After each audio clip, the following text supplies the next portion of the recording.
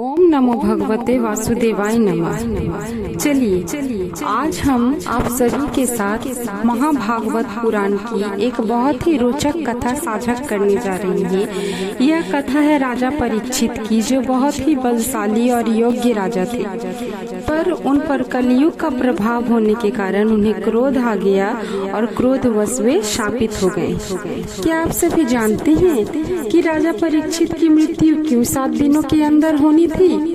श्रृंगी ऋषि के शाप की वजह से राजा परीक्षित की मृत्यु 7 दिनों के अंदर होनी थी। राजा परीक्षित को श्रृंगी ऋषि का शाप क्यों लगा था?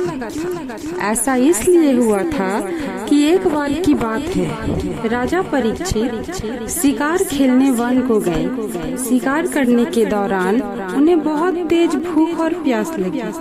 उन्होंने आसपास नजर दौड़ाई तो उन्हें समीक ऋषि का आश्रम मिला।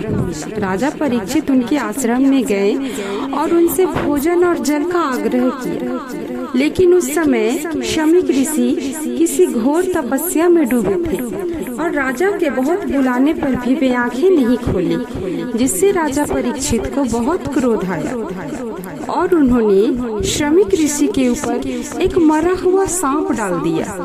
श्रृंगी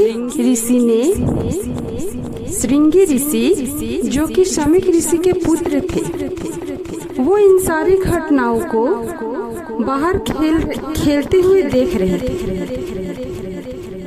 उसे अपने पिता के साथ किए गए इस घटना को देखकर बहुत क्रोध आया और उसी ने ब्राह्मण वंश के अपमान तथा पिता के अपमान का बदला लेने के लिए राजा परीक्षित को यह श्राप दिया कि आज से ठीक 7 दिनों के अंदर तुझे तक्षक नाम का विषैला सर्प डस लेगा और तुम्हारी मृत्यु हो जाएगी।